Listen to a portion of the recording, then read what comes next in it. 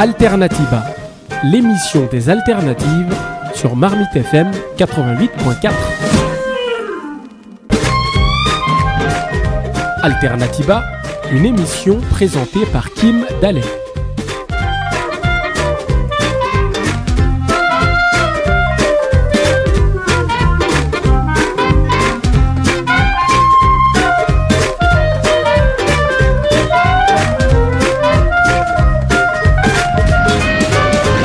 Marmiton, marmitonne, bonjour à tous et bienvenue sur Marmite FM, comme toujours votre radio préférée. Nous présentons aujourd'hui une nouvelle émission Alternativa sur le thème du bien-être, de la santé et de l'eau. Je reçois aujourd'hui Fabienne et Jean-François, bonjour à vous deux. Bonjour. Bonjour. Vous faites donc partie du quartier bien-être, santé et eau d'Alternativa. Est-ce que vous pouvez nous le présenter un petit peu, ce quartier ? Face à quel constat déjà vous avez décidé de monter un quartier bien-être, santé et eau ? Je crois que vous le dites en introduction, donc c'est des alternatives. Et donc évidemment, la santé et le bien-être fait partie largement des alternatives pour notre santé au quotidien. Donc c'est logique que ça se retrouve, parce qu'il y a quand même des alternatives autres que d'aller plus souvent chez nos amis pharmaciens et médecins. Donc je n'ai rien contre, mais on peut aussi avoir une autre façon de se soigner et en tout cas de faire attention à sa santé. Donc je pense qu'il n'y a pas besoin de faire des longs discours, qu'il y a d'autres façons de s'occuper de soi. Voilà, donc c'est logique, je trouve que ça serait même inquiétant que ça ne soit pas dans le festival des alternatives et de Alternativa. Donc voilà, alors on a voulu, et en préparant, on se disait, l'idée, en tout cas de tous les autres quartiers et aussi du nôtre, c'est d'être pratique. De faire que quand les personnes sortiront des conférences, des ateliers, des expositions, ils ont du concret dans les mains, dans leur bien-être, dans leur situation de vie, où ils disent « Ah oui, tiens, j'avais entendu parler de ça », et dans leur bobo, petit ou grand, puis se dire « Ah oui ». Je peux essayer. Et moi, je fais des interventions en entreprise sur aussi la prévention tabac, et je leur dis tout ce que je vous dis. Vous n'êtes pas obligé de me croire, allez vérifier. C'est le meilleur moyen pour qu'ils aient confiance dans ce qu'on va leur proposer, leur dire, et au moins ils se rendront compte qu'on ne leur a pas raconté de salade, et que, oui, en fin de compte, c'était... oui, ça fonctionne. Donc, de leur montrer qu'on a tous envie d'être en bonne santé, et que la santé naturelle, on va dire ça comme ça, de donner confiance, de montrer que ça fonctionne, de montrer que depuis des millénaires, ça existe. Donc on n'a rien inventé il y a un an, c'est là depuis les origines. Et donc donner envie, confiance. Et donc pendant le festival, tous ceux qui viendront au quartier santé, bien-être et eau repartiront avec des instruments pratiques et concrets. Alors justement, Fabienne, que propose exactement le quartier ? Alors, Bien-être en Yvelines est invité à Alternativa.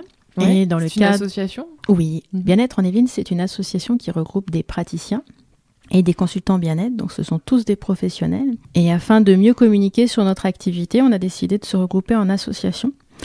Et l'association a été créée l'année dernière au mois de septembre afin d'organiser un salon du bien-être qui a eu lieu sur Villepreux l'année dernière, le 8 et le 9 novembre. Et suite à ce salon qui a eu un bon succès, on a reçu 400 personnes, et les praticiens ont voulu continuer l'aventure. Donc l'association a décrit ses activités, a construit un cadre professionnel avec une charte, un règlement intérieur, afin de cadrer l'activité de chacun. Et puis donc aujourd'hui on est une trentaine d'adhérents et on participe à de multiples activités. Donc Alternativa nous a invités. Enfin, j'ai été invitée personnellement et plutôt que d'y aller toute seule, j'ai proposé aux adhérents de Bien-être en Yvelines d'y être présents. Et donc plusieurs se sont mobilisés. On va être présents les 2 jours. On va être présents pour proposer des massages, des séances de réflexologie, que ce soit des massages assis ou allongés. Ça va attirer du monde, les massages. Voilà, et tout est C'est un offert, argument donc de il ne choc. faut pas hésiter à venir faire la queue, parce qu'il va y avoir la queue, je le sens. Et donc, on propose des massages, de la réflexologie, on proposera aussi des conférences et des ateliers. Et pour ma part, donc je serai présente le dimanche, et je vais faire un atelier sur les huiles essentielles, sur l'usage de l'argile, l'usage du bicarbonate de soude. Et comme je suis aussi déléguée de l'Association végétarienne de France, je vais me permettre de faire une petite intervention sur les alternatives aux protéines animales. Ah, super. Et alors, quel rapport, le quartier s'appelle Bien-être, Santé et Eau. Quel rapport on peut établir entre le bien-être, la santé et l'eau, du coup? Plein de choses. Jean-François. Je dirais que la santé est... Excuse-moi. Moi, j'ai une approche que je développe qui s'appelle Capform. Et chaque lettre a une approche. Le C, c'est la clarté pour le soleil, A, l'alimentation. Et P, c'est la pluie, l'eau. Et on peut se soigner déjà. Si un jour vous avez une grippe, faites une journée qu'avec de l'eau. Et vous verrez que le corps, il va Faites une journée s'auto-réguler. sous la pluie. Par exemple aussi, on peut. Hein, mais l'eau a déjà une approche de santé donc, et de bienfaits. Donc, et on n'a rien inventé. Nos grands-parents, ils se disent, bon, ok. Ou quand vous faites une super fête, méga fête, vous passez une petite matinée qu'avec de l'eau. Votre corps déjà, il va essayer de digérer toutes les choses que vous avez mangées hier soir ou bu. Donc voilà, donc c'est du bon sens. Je pense que faudrait un peu le rappeler. C'est les médecines alternatives ou médecine douce ou je sais pas comment tu dis toi. C'est un Médecine terme. non conventionnelle pour certains, médecine naturelle. C'est du bon sens. Donc, après, vous me direz, des fois, il y a des choses un peu surprenantes. Ok, ça existe, mais sinon, il y a quand même du bon sens. Qu'est-ce qui est surprenant? Des fois, il y a des fois des trucs, on peut se dire, tiens, oui, enfin voilà. Donc, Tu cherches quoi? je sais pas. Effectivement, c'est super surprenant. Ah, c'est super surprenant. Mais voilà, donc l'eau, moi je pense, elle a largement sa place. Moi, ça m'arrive, si je fais un repas un peu bien mangé un soir, le lendemain, déjà, j'ai une voix un peu bizarre. Donc, je sais que le matin, je bois. Et, de l'eau. De l'eau, oui, pardon. Bien sûr. Bien sûr. Hein, petit astérix, de l'eau. Mais je sais que dans la journée, et d'ailleurs, une période après une super fête ou soirée, une période de jeûne n'a jamais fait de mal à personne. Hein, voilà, et donc, et en plus avec de l'eau, je peux vous garantir, je parlais tout à l'heure d'une grippe ou un rhume, faites une journée qu'avec de l'eau. Et vous verrez, je mets ma main à couper que vous aurez des résultats. Vous n'avez pas peur pour votre main? Non, sincèrement. Je peux garantir que votre corps, il va s'auto-réguler. Donc, voilà. Donc, non, l'eau a largement sa place. C'est intéressant cette histoire de jeûne parce que on en reparle de plus en plus. On sait très bien que dans l'histoire, il y a même plusieurs communautés de personnes, qu'elles soient religieuses ou non, qui pratiquent le jeûne médicalement parlant. Exactement, ouais. Est-ce que vous parlez d'une journée, bon évidemment ça fait peur à tout le monde, hein, le jeûne. Non, je peux te faire des expériences sans problème. Moi j'ai fait des... Mais c'est intéressant au contraire. Le corps... vraiment c'est ça, quel bénéfice apporte le jeûne? Parce que quand tu fais un jeûne, le corps va prendre dans tes réserves. D'abord, les premières journées. Moi, j'ai fait des jeûnes qu'avec de l'eau pendant 6 jours, des cures de raisin, donc du raisin pendant 14 jours, etc. Donc, c'est un domaine que je connais tout petit peu. Oui, je suis encore là. Donc, non. Mais quand tu fais du jeûne, le corps, il va d'abord aller manger ta petite graisse que tu as en trop. Et puis après, il va aller boulotter dans les grosses maladies. Alors après, les avis peuvent être partagés, mais sur des gros soucis de santé, le corps va aller boulotter ou s'il y a besoin d'enlever les toxines et ce qui malheureusement peut arriver sur des grosses maladies. Après, il faut faire ça, et c'est pour ça que je disais tout à l'heure, j'ai rien contre les médecins, quand même dans un cadre médical, si on veut vraiment, sur une grosse pathologie, il faut être suivi médicalement, parce que on est tous différents. Vous avez des sportifs qui font des jeûnes sur 10 jours, 20 jours, 30 jours. Ils connaissent leur corps. Ils ont les techniques, ils sont suivis, ils sont encadrés. Donc, moi, je conseillerais, même par expérience, d'avoir quand même un suivi médical. C'est quand même, ça protège. Comme on est un peu plus l'esprit tranquille, de se dire, bon, je fais pas ça n'importe comment, quoi. Alors, est-ce qu'en France, on a, enfin, dans le coin, même à Saint-Quentin, est-ce qu'il y a... sans forcément les citer, peu importe, mais est-ce qu'il y a des institutions, des médecins ou des personnes qui peuvent accompagner sur le jeûne? Alors ça, j'ai pas... Il me semble quand même que c'est assez rare en France. Non, il y a quelques centres qui accueillent, mais c'est plutôt dans le sud de la France. Ouais, ah oui, parce que pour faire un jeûne, il vaut aussi mieux être au soleil, parce qu'un jeûne, c'est pas forcément facile à le supporter. Bien sûr. Et donc, comme on a le soleil pour pouvoir, on va dire, alimenter notre morale, eh ben, on arrive à faire plus facilement un jeûne. Donc, vous avez plusieurs centres qui accueillent dans le sud de la France, qui sont plus ou moins aussi dirigés par des naturopathes, parce que souvent, c'est assez lié, parce que les naturopathes sont quand même, pas dire spécialisés, mais néanmoins plus orientés. Connaisseurs. Voilà, plus connaisseurs au niveau jeûne, et puis on a au moins tous testé. Et puis, il y a des alternatives aux jeûnes. Par exemple, au niveau de ma clientèle, moi, j'utilise plutôt la monodiète. Donc, la monodiète, c'est l'alimentation par un seul type d'aliment, qu'il soit glucide ou sucré, mais certainement pas protéines, parce que des protéines, si on consomme que des protéines, elles sont trop lourdes à digérer. Donc les protéines de viande ou les protéines végétales très fortes, comme les légumineuses, on ne peut pas les supporter si elles sont toutes seules. D'accord. Et justement, Fabienne, tu parlais tout à l'heure de l'association végétarienne de France. Oui.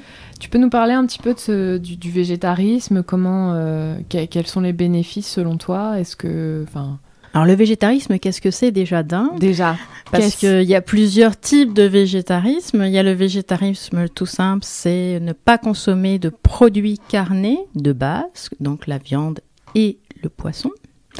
Après, vous avez le végétalisme, donc on va éliminer de son alimentation tous les produits dérivés des produits carnés, donc œufs, produits laitiers, miel aussi, puisque le miel est un produit de digestion de l'abeille. Donc pour ceux qui font du végétalisme, ils ne veulent pas plutôt manger du miel. Après, vous avez aussi le niveau vegan. Vegan, il ne va pas forcément porter du cuir, parce que qui dit chaussures en cuir dit animaux tués derrière. Donc il ne va pas porter des vêtements en cuir, ni des chaussures en cuir. Il ne va pas consommer non plus des cosmétiques qui ont été testés sur les animaux. Pareil pour les médicaments, il ne va pas consommer de médicaments testés sur les animaux. Et puis il va défendre la cause animale. Il ne pourra pas supporter, par exemple, qu'il y ait une exploitation près de chez lui, d'élevage en masse de poules ou un abattoir. Enfin, il va avoir une démarche et un état d'esprit dans cette voie-là. Donc l'Association végétarienne de France défend et milite pour la reconnaissance de tous les végétarismes qui sont dans la France. Et puis il y a des... comment on appelle ça ? Des antennes ? Pas des antennes, mais des équivalences dans d'autres pays aussi. Ah. Donc on s'associe avec eux pour éventuellement aussi divulguer un message qui soit le plus cohérent possible. Je crois savoir aussi que l'Association végétarienne de France propose des kits, entre guillemets, des documents en tout cas tout pour débutants. Oui, parce que tout le monde n'est pas forcément à même complet, de pouvoir se mettre au végétarisme du jour au lendemain. Moi-même, je ne me suis pas mis au végétarisme du jour au lendemain. Et donc, ils proposent des petits kits, ils proposent aussi des petits formulaires d'information afin qu'on puisse être au courant et puis qu'on puisse aussi présenter la démarche. Parce qu'un voisin vous dit « Ah, t'es végétarisme, donc tu manges que du verre ?» Non, je ne mange pas que du verre quand on est végétarien, loin de là. Et puis, là, il y a un problème de méconnaissance, tout simplement, tout à fait, d'éducation. Mais t'es pas carencé ou t'es pas fatigué. Les protéines. Et les protéines, qu'est-ce que tu en fais ? Il y en a des protéines dans le végétarisme, il y en a même beaucoup. Nous avons des belles protéines, aussi belles que celles qui sont dans la viande. Et d'ailleurs, il me semble qu'en France, en Europe généralement, mais bon, parlons de la France, on a tendance à consommer... Alors moi, le chiffre que j'ai vu, c'est 4 fois trop de protéines par rapport à ce dont le corps a besoin. Tout à fait. On consomme trop de protéines parce qu'aujourd'hui, on ne sait pas ce que c'est qu'une protéine. Une protéine, c'est une molécule qui est très complexe, déjà très difficile à digérer, et elle apporte un certain nombre de calories, puisque c'est par rapport au nombre de calories qu'on est capable de faire un mouvement ou pas. Et en fin de compte, c'est pas forcément la molécule qu'il nous faudrait en plus, puisque ce qu'a besoin le corps, c'est principalement des glucides. Mais les protéines, on en a besoin néanmoins pour fabriquer des os, des muscles, des hormones et toutes sortes de choses. Mais c'est pas avec modération. Avec modération. On n'a pas forcément plus besoin que ça. Et souvent, je dis en tant que nutritionniste, je suis végétarien aussi, notre estomac, on n'a pas un estomac de carnivore. Oui, que nos amis lions, etc., excusez-moi, lorsqu'ils mangent une petite biche ou je ne sais pas quoi, ils vont aux toilettes tout de suite. Nous, ça met 6 à 8 heures lorsqu'on se prend un bon steak ou je ne sais quoi. Donc, on n'a pas un estomac carnivore. Puis on n'a pas les enzymes non plus. Puis, voilà, donc, on n'est pas à même de pouvoir digérer comme le font les animaux. On n'est pas des... Alors ça, c'est un argument qui a été pas mal discuté, cette histoire de savoir si, historiquement, physiologiquement, l'homme mange de la viande. Oui, ça va être un long débat. Alors là, on va pas rentrer trop dedans. Non, mais il en mange. Mais même l'association végétarienne de France, dans son magazine, parce qu'elle diffuse un magazine, il le dit, l'animal en tant que tel, avant, était omnivore. Voilà. Et au départ, il n'avait pas forcément de la viande dans son réfrigérateur. D'abord, il n'avait pas de réfrigérateur ni de congélateur. C'était beaucoup plus compliqué. Voilà. Et c'est lorsqu'il chassait et qu'il avait éventuellement la chance d'attraper l'animal qu'il cherchait ou qu'il chassait, eh ben, il pouvait manger de la viande. Et puis en plus, c'était de la viande crue. Il n'y avait pas forcément tout de suite l'usage du feu. Et puis après, il y a eu le feu. Donc voilà. Je veux dire. Et puis tous les hommes de la Terre n'ont pas forcément mangé de la viande. Même les tribus, dans certaines tribus éloignées, l'alimentation animale est sacrée. Enfin, l'animal est sacré en tant que tel, donc on ne peut pas manger la vache dans certaines tribus, on ne peut pas manger l'animal qui, comme nous, vit sur Terre. Non, il me semble que c'est, je ne veux pas dire de bêtises, mais il me semble que c'est la Birmanie qui a une grosse communauté de croyants qui prônent le végétalisme. Tout à fait. Et qui se battent énormément, enfin qui sont très militants, en tout cas de notre point de vue, pour les droits des animaux. Tout à fait, il y a des lois qui sont faites pour ça, et puis il y a des villes qui se sont promulguées comme villes végétaliennes. Alors moi, je vous dis un truc, parce qu'effectivement on est dans un pays où on aime bien manger, moi aussi, on aime bien boire, ok. Vous aussi. De l'eau. De l'eau. Mais je suis originaire du Nord, du Schnork, j'ai ma famille, c'est des gros mangeurs, donc je sais ce que c'est que bien manger, j'ai bien mangé, j'ai bien bu, ok. Mais vous avez des pays, vous parliez de la Birmanie, mais si on va dans les pays orientaux, le Japon mangeait principalement du poisson. Maintenant, ils se convertissent grâce au grand M, là, malheureusement, tout ce qui peut leur amener. Mais avant, pendant il n'y a pas 50 ans que malheureusement le grand M est passé par là. Mais donc avant, c'était à base de poisson. Et je ne crois pas que nos amis japonais soient rikiki, il y a quand même des molosses. Donc voilà, on peut bien vivre. Alors Fabienne disait qu'il faut faire par étapes. Ce qu'il faut faire par étapes, ce que moi j'ai pas fait par exemple, et je sais très bien par exemple au niveau musculaire, j'ai perdu, ça, je le sais. Mais effectivement, progressivement, on peut apprendre. Et ce que je parlais tout à l'heure, c'est une rééducation. C'est une éducation, c'est donner confiance et de montrer qu'on se sent bien et qu'il n'y a rien d'extraordinaire. On en a, voilà, il y a Fabienne dit qu'il y a des millénaires que ça existe et je ne crois pas qu'il y a eu de problème. Donc voilà, il faut se dire, on le fait par étapes. Parce que d'abord on a envie, parce qu'on apprécie en plus de découvrir des nouvelles façons de se nourrir. On voit que ça fait du bien au corps et à la tête. Et puis voilà, c'est une expérience. Après, ça sera une expérience différente pour les uns et pour les autres. Et puis voilà, il y a aucun problème. Mais c'est vrai que dans notre pays particulier, la cuisine évidemment tient sa place et c'est bien qu'elle tienne sa place. Et puis Après, le végétarisme prend ses raisons aussi dans tout un tas d'autres raisons que oui, uniquement on parlait la de santé, Fabienne, même si c'est primordial. de la cause de l'animal. L'animal, l'environnement, etc. L'environnement. Dans le film qu'hier, on avait un film débat hier sur Nos enfants nous accuseront. On sait très bien que une grosse partie de l'agriculture est dédiée à céréalière, l'alimentation du bétail. Au dépend d'ailleurs de l'alimentation. Exactement. Donc, et il y a plein d'expériences en plus dans nos pays. Je sais qu'il y a des villes en France, mais par exemple là j'en ai une comme ça. Je crois que c'est en Belgique. Je ne sais plus laquelle ville, mais ils font des expériences dans les cuisines, dans les cantines où c'est une journée dans la semaine sans viande. Je ne pense pas que les enfants de là-bas, pendant une journée sans viande, ça soit un drame absolu. On arrive. Ça s'appelle le flexitarisme, ça Voilà. Si vous le dites, le fait de consommer. Ouais, flexivore ou flexitarisme, ça dépend de consommer beaucoup moins de viande, de restreindre son régime. D'abord, si on avait un conseil avec Fabienne à donner pour ceux qui voudraient un petit peu modifier sans se convertir totalement, le soir, il n'y a pas besoin de manger de viande, puisque premièrement, on va dormir dans quelques temps, donc le corps ne va pas digérer ce qu'on lui a donné le soir.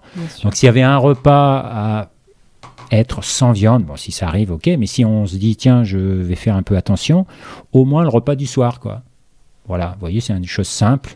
C'est une première étape. Mais en tout cas, c'est un cheminement intellectuel qui est accessible à tout le monde. Exactement, exactement. Et encore une fois, on vous reconseille l'association française, l'association végétarienne de France, qui propose plusieurs étapes pour y arriver.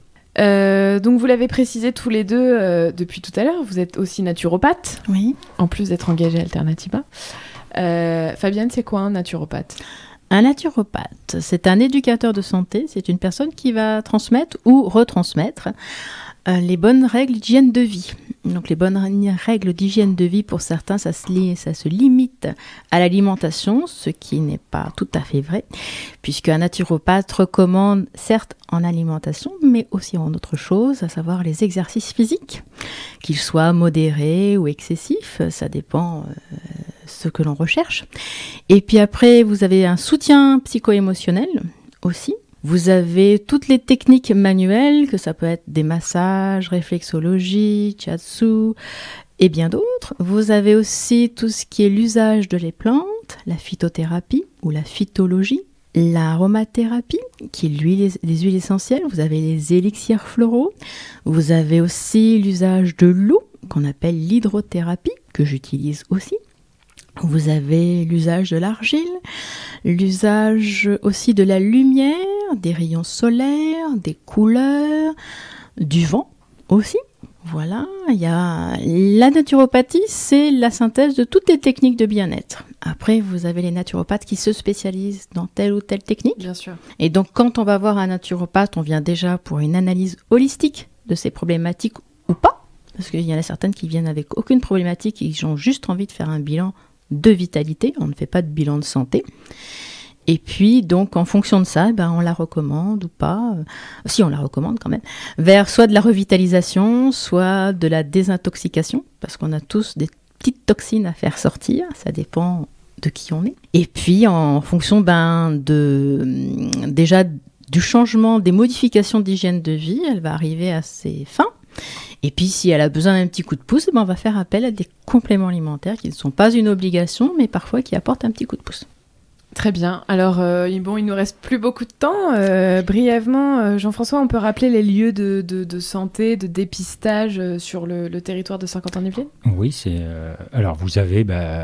Pour nous, Saint-Quentin-en-Yvelines, quand même, un lieu qui s'appelle l'IPS, qui est en face de chez vous, l'Institut de promotion de la santé, qui fait un gros travail de prévention au niveau des jeunes. Et puis Trappes, donc. À Trappes, voilà, à côté, entre les deux mairies, la nouvelle et l'ancienne. Et puis après, vous avez différentes... dans l'Institut Promotion, il y a une institut qui reçoit X associations, du diabète, Drapeau Blanc, oui, mon association, mais Alzheimer, on va la chercher. Et puis la nôtre. C'est curieux de chercher ce mot, Alzheimer.